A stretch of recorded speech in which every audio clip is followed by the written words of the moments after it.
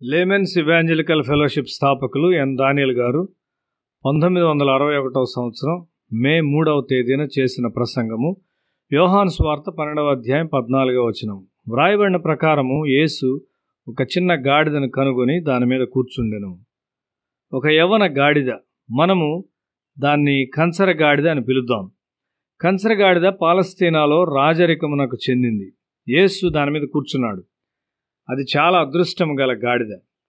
యేసు ఎవ్వరినీ అగౌరవపరచలేదు. ఆయన రాజ్యం యొక్క పనిలో ప్రతి ఒక్కరిని ఉపయోగపడినట్లు చేయుటకు ప్రయత్నించును.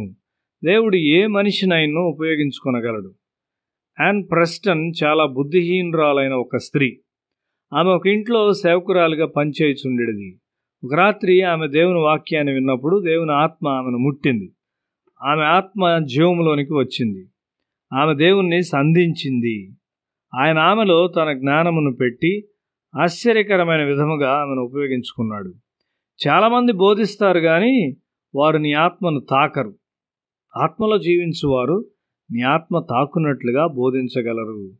మూడీ ఒక శక్తివంతమైన ఉజ్జీవ సువార్థికునిగా వాడబడక ముందు ఆయన ఒక బోధకునిగా ఉన్నాడు.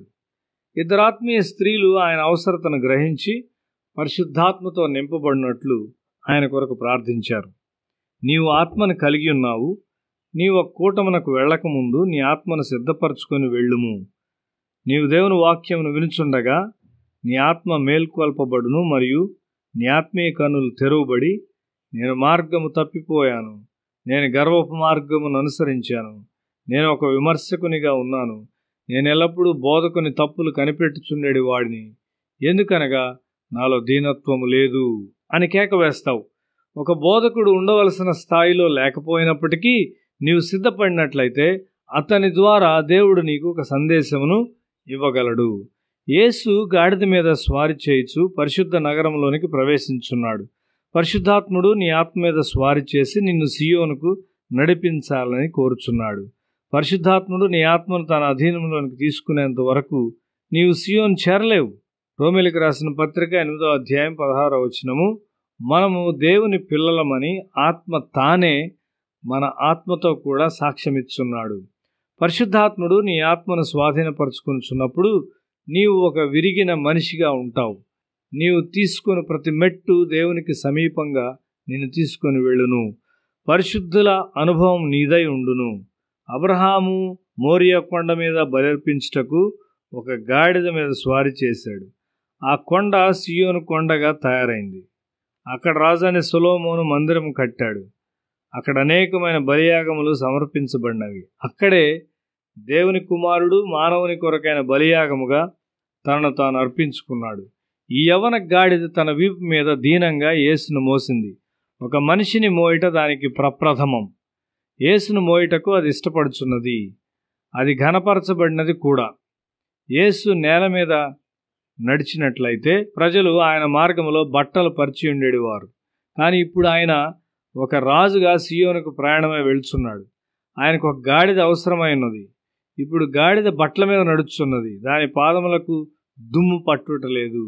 నీ ప్రాణాత్మల మీద యేసుని నీవు మోసినప్పుడు నీ పాదములకు మురికి అంటదు. నీవు ఘనత కోరకపోయినను నీవు ఘనపరచబడతావు. నీవెన్నడూ ఘనతను కోరుకొనకూడదు. నీ ఘనత వచ్చినట్లయితే అది దేవుని యొద్ద నుండి రానిమ్ము. అద్వితీయ దేవుని వలన వచ్చు మెప్పును కోరక ఒక్కని వలన ఒకడు మెప్పు పొందుచున్న మీరు ఎలాగూ నమ్మగలరు అని యోహాను 5:44లో యేసు చెప్పాడు. మనుష్యుల నుండి ఘనతను వెదకుట విశ్వాసమును ఆటంకపరచును. లూకా సువార్త 16వ అధ్యాయం 15వ వచనము, మీరు మనుష్యుల ఎదుట నీతిమంతులని అనిపించుకొనువారు గాని దేవుడు మీ హృదయములను ఎరుగును. మనుష్యుల్లో ఘనముగా ఎంచబడినది దేవుని దృష్టికి అసహ్యము.